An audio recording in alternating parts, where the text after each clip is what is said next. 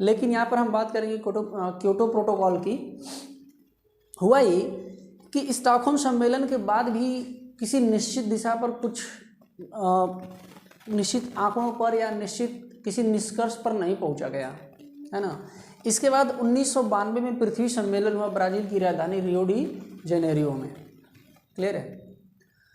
तो Rio de Janeiro में जब 1992 का प्रथम पृथ्वी सम्मेलन हुआ तो उस पृथ्वी सम्मेलन में एजेंडा 21 निर्धारित किया गया और जलवायु परिवर्तन पर विशेष रूप से चर्चा की गई।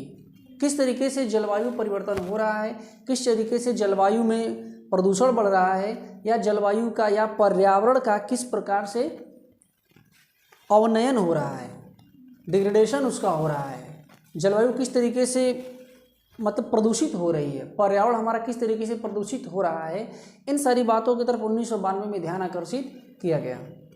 सभी देशों ने यह मिलकर तय किया कि चलिए हम थोड़ा सा पर्यावरण संबंधी मुद्दों की तरफ ध्यान देते हैं, लेकिन किसी निष्कर्ष पर वास्तव में पहुंचे नहीं। इसके बाद क्या हुआ, 1992 में फिर सम्मेलन हुआ। 1992 जो पृथ्वी सम्मेलन था, उसके बाद फिर जो है 1995 में सम्मेलन हुआ बर्लिन में। उसके बाद 1996 में फिर सम्मेलन हुआ। कुछ देशों के समूह ने मिल करके, है ना, पर्यावरण संबंधी मुद्दों पर फिर से COP यानी कि कॉन्फ्रेंस ऑफ पार्टी, जिसको कि कॉप कहते हैं, वो आयोजित की। क्लियर, ध्यान देना, जिसको कि कॉप के नाम से जाना जाता है, कॉन्फ्रेंस ऑफ पार्टीज। ठीक है। दुनिया भर के सभी देश पार्टी कहलाते हैं, जो सरकारें हैं वो पार्टी होती हैं, है ना। तो सभी लोग बैठे, है ना, समझो। जो कॉप हुआ, जिसको कॉप 1 कहते हैं, ठीक ना, कॉप 1 हुआ था सबसे पहले बर्लिन में 1995 में, जिसका कोई बहुत प्रभाव नहीं पड़ा। उसके बाद कॉप 2 हुआ जिनेवा में 1996 में, लेकिन फिर भी दुनिया के सभी देश किसी निष्कर्ष पर पहुंच नहीं पाए। इसके बाद तीसरा कॉन्फ्रेंस ऑफ पार्टीज होता है, पार्टियों का सम्मेलन होता है। जापान का एक शहर है क्योटो, है ना, 1997 में।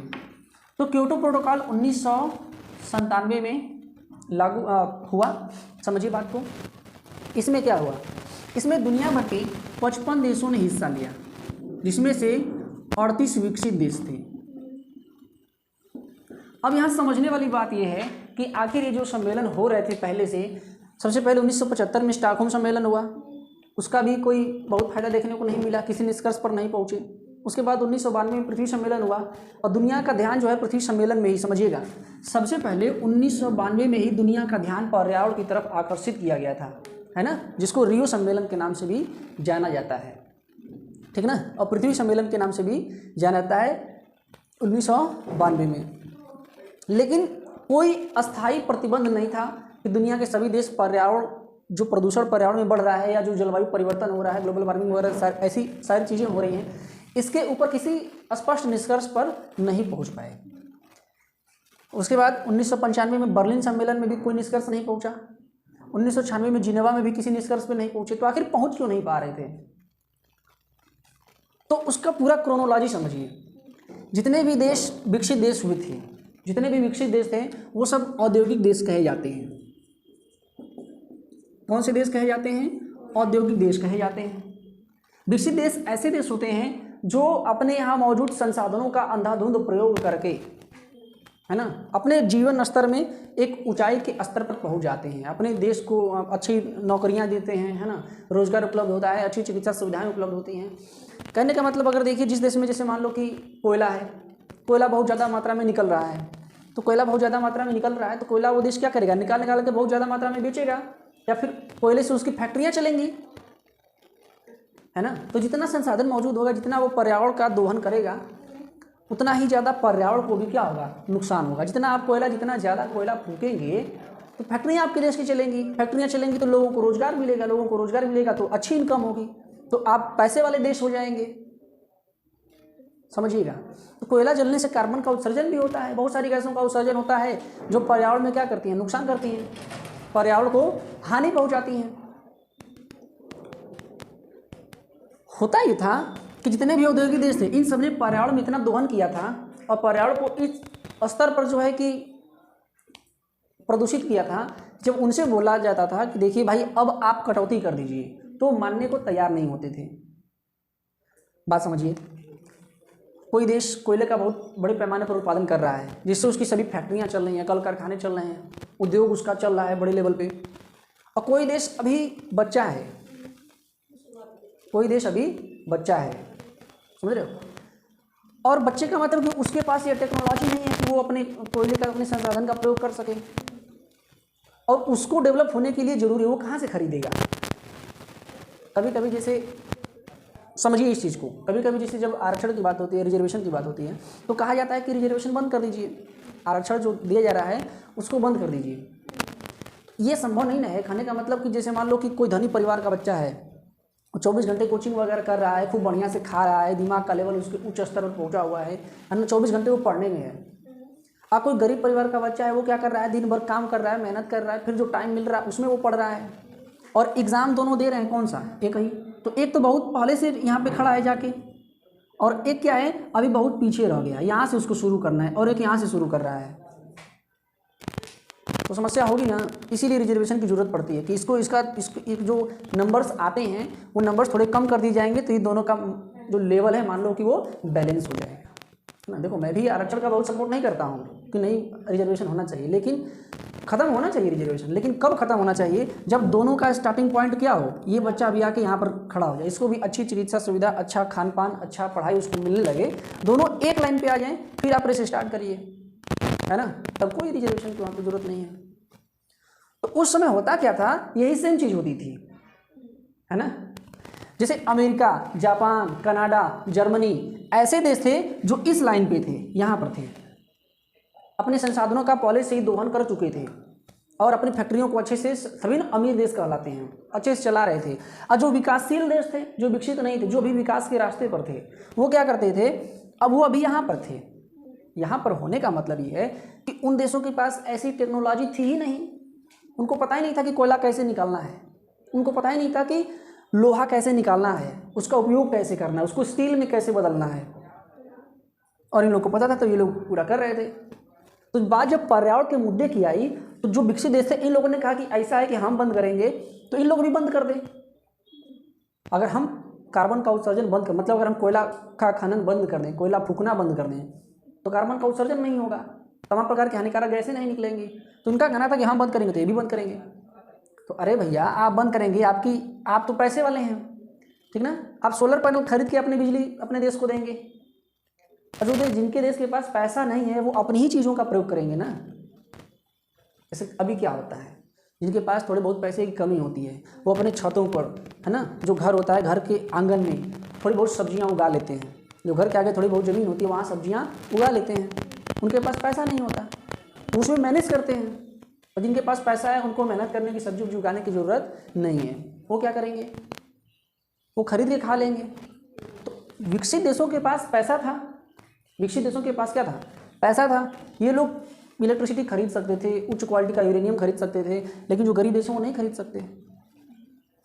तो एक बाध्यकारी क्योटो प्रोटोकॉल सबसे ज़्यादा महत्वपूर्ण क्यों है कि इतने सारे सम्मेलन होने के बाद भी किसी निष्कर्ष पर नहीं पहुंचे। लेकिन जापान की राजधानी, जापान का एक शहर है, सॉरी राजधानी नहीं, क्योटो है ना, राजधानी टोक्यो है लेकिन एक शहर है जापान का क्योटो। क्योटो में जो सम्मेलन हुआ जिसको क्योटो प्रोटोकॉल के नाम से जाना जाता है, ध्यान दीजिएगा, एक कानूनी और बाध्यकारी संधि है, कानूनी और बाध्यकारी संधि है, ठीक ना। क्योटो प्रोटोकॉल में कानूनी रूप से बाध्य कर दिया गया था देशों को मानने के लिए। किन देशों को बाध्य किया गया था, देखिए ईयू यानी कि यूरोपियन यूनियन को कहा गया कि आप 8% कार्बन का उत्सर्जन कम करेंगे। अमेरिका को कहा गया कि आप 7% कार्बन का उत्सर्जन कम कर दीजिए। जापान को कहा गया कि आप 6% कार्बन का उत्सर्जन कम कर दीजिए, और कनाडा को कहा गया कि आप 3% कार्बन का उत्सर्जन कम कर दीजिए। ये कानून बना दिया गया कि आपको कम करना ही करना है, ठीक ना। 55 देश शामिल हुए थे कुल, जिसमें से 38 देश विकसित देश थे, और कहा गया इन लोगों से कि आप कम करिए, बिल्कुल कम करिए। इतना कम करना है कि 1990 में कितना कम किया जाएगा कार्बन उत्सर्जन को? 1990 में जिस स्तर पर पर्यावरण में कार्बन का लेवल था, है ना, 1990 के स्तर पर ला दीजिए। कब तक ला देना है? 2012 तक ला दीजिए। 2012 यानी कि 1997 में ये समझौता बात हुई और कहा गया कि 2012 तक कार्बन का उत्सर्जन इतना कम कर देना है कि वह जो कार्बन पर्यावरण में जो कार्बन है वह 1990 के स्तर पर आ जाए। तो कितना कम करेंगे तो आ जाएगा? तो कहा गया कि ऐसा है कि 5.2% अगर कार्बन का उत्सर्जन हम कम कर दिए, जितना हम उत्सर्जन कर रहे हैं उसमें से 5.2% अगर हम माइनस कर देंगे, उतना कम हम करेंगे, तो हम 2012 तक 1990 के लेवल पर आ जाएंगे। मतलब हमारे पर्यावरण में इतना सुधार हो जाएगा। क्लियर? लेकिन कुछ पलटू लोग होते हैं। अमेरिका ने 2001 में मना कर दिया, कहा कि हम इसको नहीं मानेंगे। उस संधि से वो निकल करके बाहर आ गया। ठीक ना? ऐसा ही काम अमेरिका ने 2015 के पेरिस सम्मेलन में किया था। जो पेरिस समझौता था उस समझौते को भी बताएंगे, ठीक ना, अगले क्लास में। इसको पहले समझिए। तो 2001 में अमेरिका ने कह दिया कि हम इसको नहीं मानेंगे। तो रूस भी मानने से इनकार कर रहा था, जापान भी मानने से इनकार कर रहा था। लेकिन जो कन्वेंशन बैठा था UNFCCC, UNFCCC क्या था? इसको नोट कर लीजिए, यूनाइटेड नेशंस, ठीक ना, framework convention on, United Nations framework convention on climate change, ठीक ना, UNFCCC बोल रहे हैं, इसको सुन लीजिए फिर से, United Nations framework convention on climate change. तो UNFCCC यानी कि ये जो संयुक्त राष्ट्र की संस्था थी, है ना, जो क्लाइमेट चेंज यानी कि जलवायु परिवर्तन के बारे में बता रही थी, इन्होंने कहा कि देखिए जितने भी ग्रीन हाउस गैसें हैं, ग्रीन हाउस गैसें कौन कौन सी? 6 ग्रीन हाउस गैसें होती हैं जो जिम्मेदार होती हैं जलवायु के तापमान को बढ़ाने के लिए। सारी चीज़ें बताएंगे, है ना। फिलहाल हमारा पूरा फोकस क्योटो प्रोटोकॉल समझने पे है, समझ लीजिए। तो जो ग्रीन हाउस गैसें थी 6, वो 6 ग्रीन हाउस गैसें कौन सी थी समझिए। पहला CO2, कार्बन डाइऑक्साइड, ठीक ना। दूसरी गैस कौन सी है? NO2, ठीक, यहाँ लिख देते हैं NO2। तीसरी गैस CH4 यानी कि मीथेन, ठीक, और सल्फर क्लोराइड, उसके बाद CFC यानी कि क्लोरोफ्लोरोकार्बन, और उसके बाद HCFC हाइड्रोक्लोरोफ्लोरोकार्बन। क्लियर? यानी कि ये जो निकलता है इसको हम कार्बन मोनोऑक्साइड CO के नाम से भी जानते हैं। क्लियर है? पर फ्लोरोकार्बन भी हम कुछ गैसों को बोलते हैं। तो ये जो है ग्रीन हाउस गैसें हैं, ठीक ना। बात समझ आ रही है? समझिए, देखिए कौन कौन सा? Carbon dioxide, nitrogen oxide, methane, sulphur chloride, CFC और HCFC, है ना, यानी कि CO कार्बन मोनोऑक्साइड। क्लियर है? ये 6 ग्रीन हाउस गैसें हैं और ये ग्रीन हाउस गैसें क्या करती हैं? बड़े पैमाने पर हमारे वातावरण को, हमारे पर्यावरण को, हमारे वायुमंडल को प्रभावित करती हैं। प्रभावित करने का तात्पर्य क्या है? अब समझिए। जैसे कार्बन डाइऑक्साइड है, कार्बन डाइऑक्साइड अगर वायुमंडल में ज़्यादा हो जाता है तो पृथ्वी का जो पार्थिव विकिरण है, सूर्य से आने वाला विकिरण आने को आ जाता है, लेकिन जब रात में जो पार्थिव विकिरण होता है जब ये वापस जाता है तो ये जो ग्रीन हाउस गैसों का जो आवरण है ये घेर लेता है इसको और इसको वापस जाने नहीं देता, जिससे हमारा वायुमंडल क्या होता है? गर्म होता है। ठीक। मीथेन भी हानिकारक गैस है। नाइट्रोजन ऑक्साइड भी अच्छी नहीं मानी जाती ना, वो भी हमारे पर्यावरण को नुकसान करती है। उसके बाद सल्फर क्लोराइड CFC है। ये सब CFC कैसे? यानी कि जो CFC गैस आपके फ्रिज से निकल रही है, कूलर से निकल रही है, AC से निकल रही है ना। कार्बन मोनोऑक्साइड CO, गाड़ियों का जो पेट्रोल हम फूंक रहे हैं उसके धुएं में क्या होता है? कार्बन मोनोऑक्साइड होता है, जो फेफड़ों को नुकसान पहुंचाता है, जिससे वायुमंडल की जो वायु है, वायु का AQI यानी कि एयर क्वालिटी इंडेक्स को बिगाड़ देता है वो।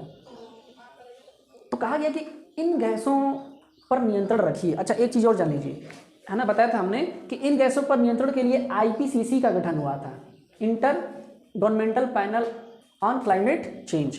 IPCC का गठन हुआ था इन गैसों पर। IPCC क्या है इसको भी डिटेल में बता देंगे। तो IPCC का गठन होता है। IPCC का काम क्या था? ग्रीन हाउस गैसों पर नज़र रखना, कितना बढ़ रहा है, कितना घट रहा है, कौन से देश से कितना उत्सर्जन हो रहा है। एक चीज़ जो आपके दिमाग में आ रही होगी वो समझिए, हमने कहा कि जो विकसित देश थे इन्होंने प्राकृतिक संसाधनों का दोहन किया। तो देखिए दोहन कोई करे, आप ही यहीं पर अगर कोयला जला रहे हैं ना, अगर आप यहाँ पे कोयला फूंक रहे हैं तो वो आसमान में जा रहा है, और आसमान में जा रहा है तो सिर्फ आपके राज्य में या आपके देश को प्रभावित नहीं करेगा, वो पूरे पृथ्वी को प्रभावित करेगा। तो जो विकसित देश थे, इन विकसित देशों ने क्या किया, इन विकसित देशों ने क्या किया कि जो ऐसे देश जिन्होंने जो विकसित हो चुके, जिन्होंने पर्यावरण को खूब दोहन किया, उनसे कहा कि आप कम करिए, है ना।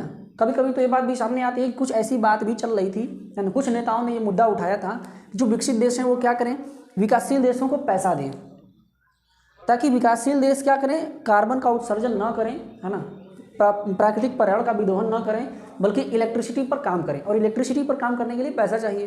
भाई विद्युत आएगा तो कोयला नहीं फूकेंगे हम, क्लियर है ना इतना। तो इन्होंने मना कर दिया। जैसे 2001 में अमेरिका क्या हो गया, इससे बाहर आ गया। ठीक, हालांकि फिर जो है कि बातचीत हुई, फिर जाके मामला जाके ठीक हुआ। अब यहाँ पर एक चीज़ ये समझ लीजिए कि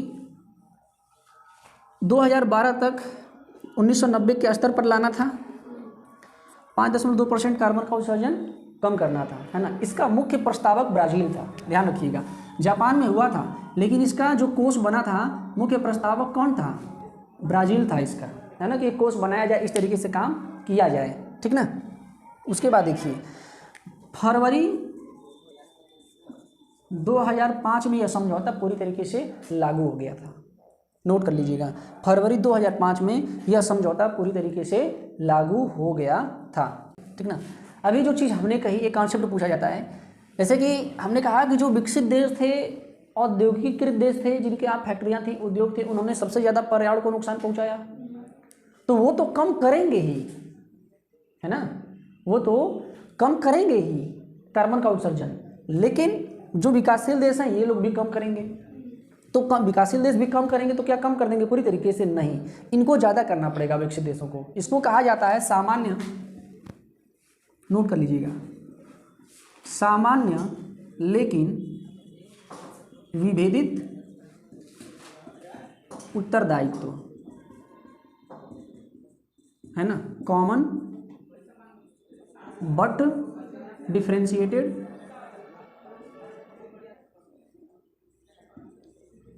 रिस्पॉन्सिबिलिटी।